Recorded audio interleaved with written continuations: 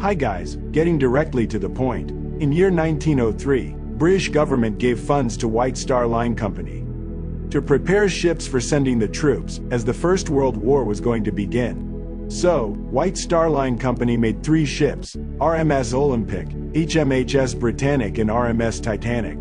Coming to the point, on March 31, 1909, the workers started preparing Titanic ship. With the luxurious manner of that time, it was made dominating even a 5-star hotel, and it has stained glass windows, ornate wood paneling, 2 grand staircase, heated swimming pool, Turkish bath, electric bath, a gym, a squash court, 4 restaurants, 2 barbershops, and a library, and its length is 269 meters and height is 53 meters.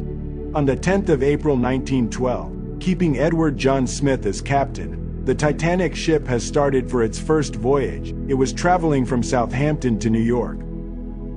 And all kinds of people were aboard, like renowned industrialists and actors, as well as immigrants, who were on their way to America in search of a better life.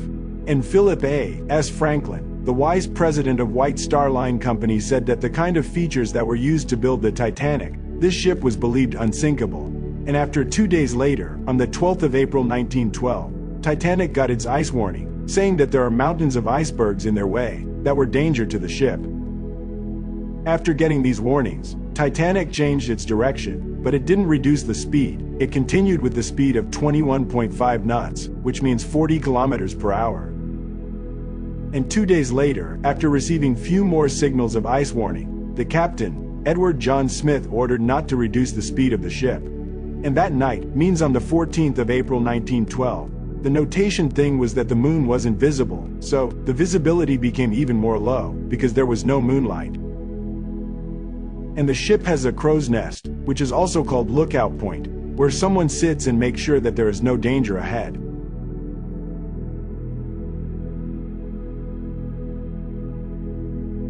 And Frederick Fleet was on the lookout point that day, at 11:39 p.m. He sees that an iceberg is in the way of the Titanic, and then he rang the bell for 3 times, so that people get alerted.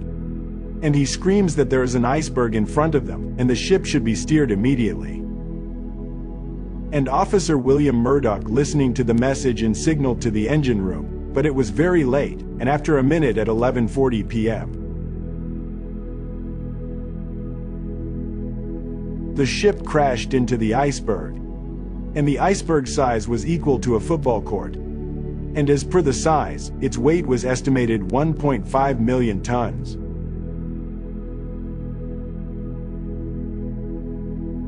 And Titanic's bow collided with the iceberg, and the protruded part is called the keel, and it also got affected. And mainly there were 2 reasons why they believed it was unsinkable. Number 1, because this ship had a double bottom hull, and the main body of the ship is called hull. And double layered means it has 2 layers, and even if one got damaged, the other one will keep the ship safe. And number 2, because the ship was divided into 16 separate watertight compartments, thinking even if 4 compartments were filled with water, the ship will keep sailing. But what happened was that the damage happened was on sides, so the double bottom hull proved it was for no use. And they even lit rockets in the sky so that anyone may come for help.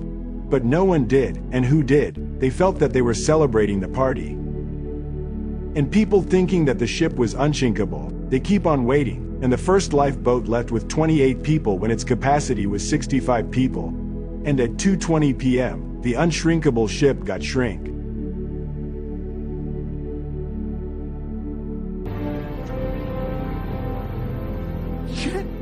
And guys, how do you feel if I say there's a ship named SS Californian, just 37 kilometers away from the ship that could help the people? Feels shocking, right? But it's true, and as the ship was stopped for that night, as so many icebergs are on their way, and even the radio was off, so they didn't receive any signals from Titanic. But the crew members saw the rockets and informed to the Captain Stanley Lord, but he felt that they were celebrating party. But not a distress signal.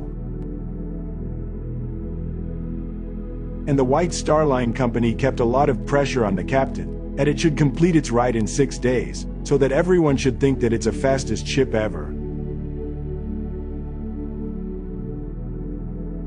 And after this happened, they started the safety of life at sea.